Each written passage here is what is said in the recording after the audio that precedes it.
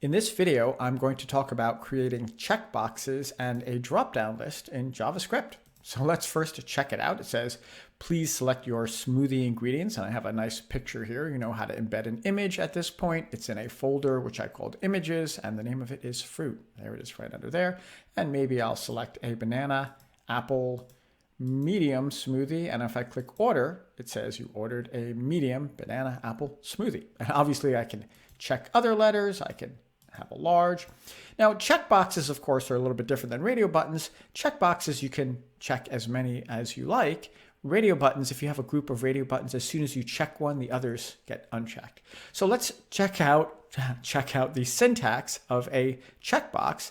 Well, this is pretty familiar, I hope. This is an input tag. So input, and this time the type of it is a checkbox. And I've assigned it an ID of banana. The next one I've assigned the ID of apple, strawberry, blueberry. Notice these IDs are not what shows up on the page. What shows up on the page are what I've written here on the side: banana, apple, strawberry, blueberry. And just to distinguish that, I made these uppercase letters. So uppercase banana, that's what shows up on the page. Okay, so here is my dropdown. Now a dropdown list begins with a select tag and ends with a slash, an end of select tag.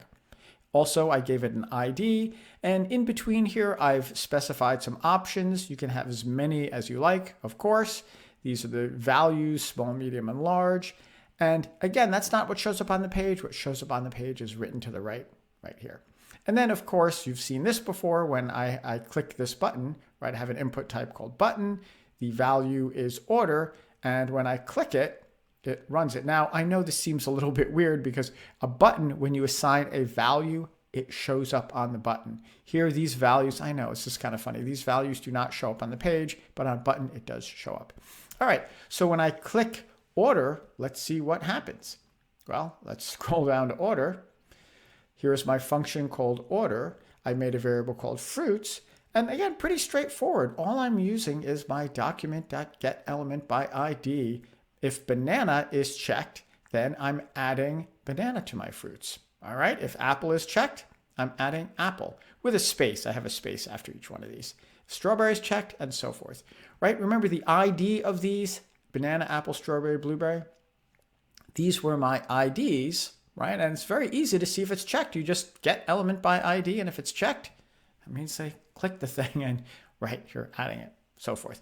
Underneath that, this is even easier. I made myself a variable called size. And again, I'm using my document.getElementById size. This time, these are not checked. I'm getting the value. Remember the value of the size. Let's see what that is again. The value of the size was small, medium, or large. So once I get the ID was size, right? I'm getting the value of the ID called size. And in fact, that gets the value small, medium, or large. This syntax is very specific.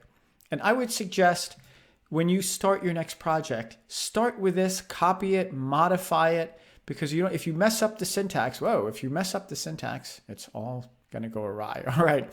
And then here's my output, document.getElementById out.innerHTML. You've seen this many times. And here I'm printing out you ordered whatever size, fruits, enjoy your smoothie. Short video, but that's the basics of inputs with checkboxes and dropdowns. And I just output to the bottom right there. And of course, I will include the link to this example underneath the video. All right, thanks so much for watching.